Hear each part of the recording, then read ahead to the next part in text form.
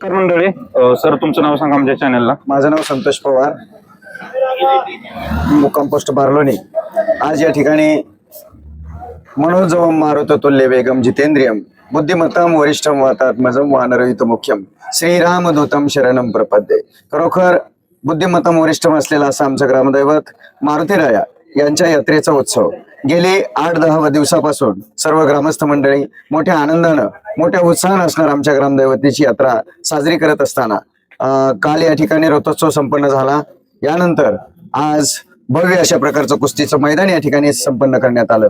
जी महाराष्ट्राची लोककला आहे, जे महाराष्ट्राचे एक मर्दानी खेळ आहेत, याचं सर्वच असणार आहे. मग त्यामध्ये भजन असतील, कीर्तन असतील, त्याचबरोबर काही मैदानी खेळ असतील आणि अशा प्रकारचं आयोजन या यात्रेच्या निमित्तानं केलं. खरोखर या सर्वांमध्ये विशेष आकर्षण अशा प्रकारचं ठरलं ते आमच्या गावचा रथोत्सव.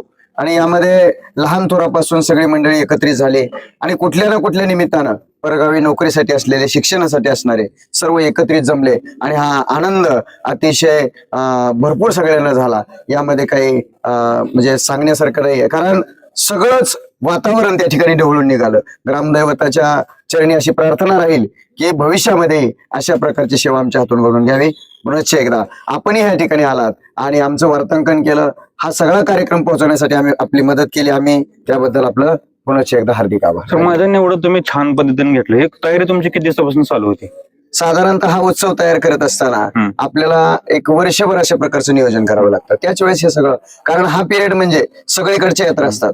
मग वस्ताद मंडळी असतील, पंच मंडळी असतील, त्याचबरोबर काही पैलवान मंडळी असतील, यांच्याशी एक वर्षापूर्वी आपण संपर्क साधला होता आणि या कुस्त्याचं नियोजन पैलवान धनंजय यादकर असतील, त्यांचे सर्व सहकारी असतील, आमची सर्व यात्रा कमिटी असेल, सर्व ग्रामस्थ असेल, यांच्या सहकार्यातून या ठिकाणी हा झालेला आहे. आम्ही बघितलं मैदान इतकं छान तुम्ही मैदान घेतलं, कुठलेही वादविवाद नाही, शांत पद्धतीने कुस्ती मैदान चालू होतं.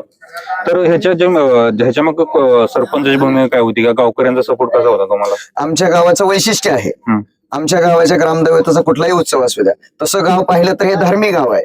कारण धर्मो रक्षती रक्षितः, ज्यावेळेस आपण धर्माचं रक्षण करत असतो त्यावेळेस धर्म आपोआपच आपलं रक्षण करत असतो. म्हणून हे धर्माचं कार्य आहे, सत्याचं कार्य आहे. म्हणून तुकोबराय सुद्धा सांगतात, तुका म्हणे सत्य कर्मा व्हावे सहाय्य घातली भय नरका जाय. आपण चांगलं कार्य करत असताना कुठल्याही भीतीला घाबरण्याचं कारण नाही, सगळे आपल्या पाठीशी असतात.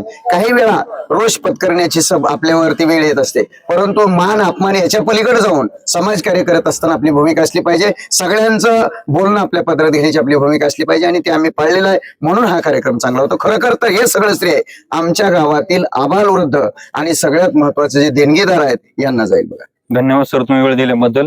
पुढच्या वर्षी नक्कीच मला इथे यायला आवडेल. तुम्ही पण आता युट्यूबला मी व्हिडिओ टाकले, तुम्ही सुद्धा बघा किती छान पद्धतीने कुस्ती मैदानाने घेतलेला आहे. धन्यवाद.